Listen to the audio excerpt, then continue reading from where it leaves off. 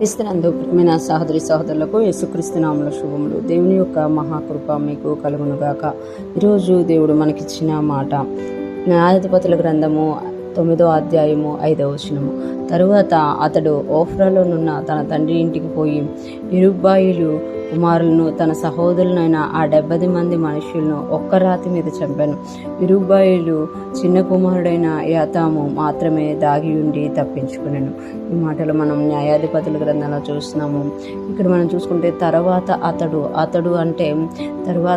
అంటే ఈ యొక్క గిద్యోను యొక్క కుమారుడైన ఇరుబ్బాయిల యొక్క కుమారుడు. అంటే ఆ దినాలలో ఒక పురుషునికి చాలామంది భార్యలు ఉండేవాడు అనమాట. మొదటి భార్య పిల్లలు కాకుండా ఉపపత్ని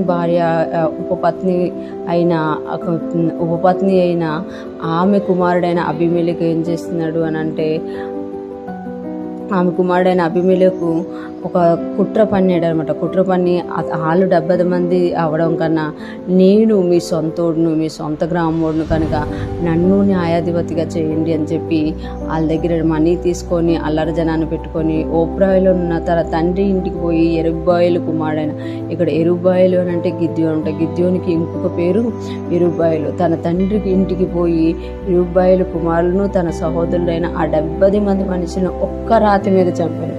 అంటే 70 మంది మిమ్మల్ని ఏలడం మంచిదా, ఒక్కడినైనా నేను ఏలడం మంచిదా అని ఇక్కడ అబీమెలెకు అల్లరి జనాన్ని పెట్టుకోనంట ఒక్కటే రోజు ఒకే రాతి మీద తన తండ్రి కుమారులను తన సహోదరులైన 70 మంది మనుషులను ఒక్క రాతి మీదే చంపేశారంట. ఇరుబ్బాయిలు చిన్న కుమారుడైన యాతాము మాత్రమే దాగి ఉండి తప్పించుకున్నాడు.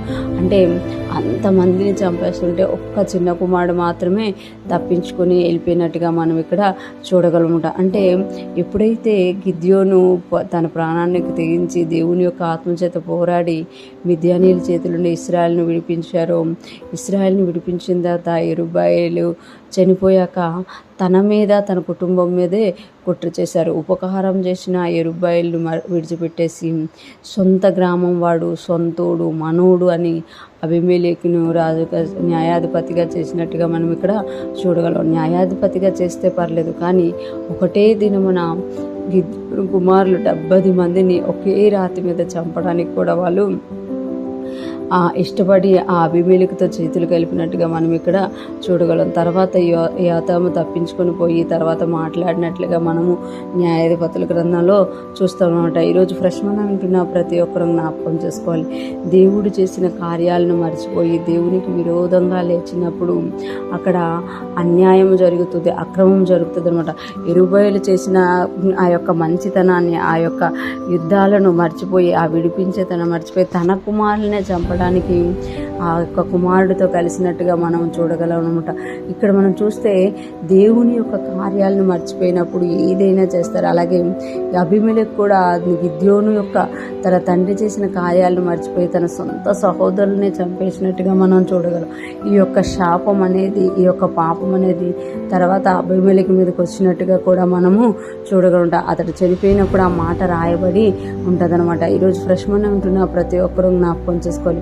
మనము దేవుని చేసిన వాటిని జ్ఞాపకం చేసుకోవాలి. అలాగే మనుష్యులు దేవుని పేరిట మన జీవితాల్లో చేసిన వాటిని కూడా జ్ఞాపకం చేసుకోవాలి. ఎవరైతే మనకు ఉపకారం చేస్తున్నారో, మన కష్టంలో, మన బాధలో మనకి తోడుగా నిలుస్తున్నారో అటువంటి వారిని మనం జ్ఞాపకం చేసుకుని వాళ్ళకు మేలు చేసే వారంగా ఉండాలి. కానీ అబీమెలెకు యొక్క సొంత ఊరోళ్ళగా కీడు చేసేవారుగా మనం ఉండకూడదు అని ఈరోజు దేవుడు తెలియజేస్తున్నమాట. ఎప్పుడైతే మనము ఇతరుల విషయంలో మేలు చేసే ఆలోచన కలిగి ఉంటామో మన జీవితాల్లో దేవుని కృపను మనము అనుభవిస్తామట. అటువంటి కృపా జ్ఞానం మనందరికీ కలుగునుగాక.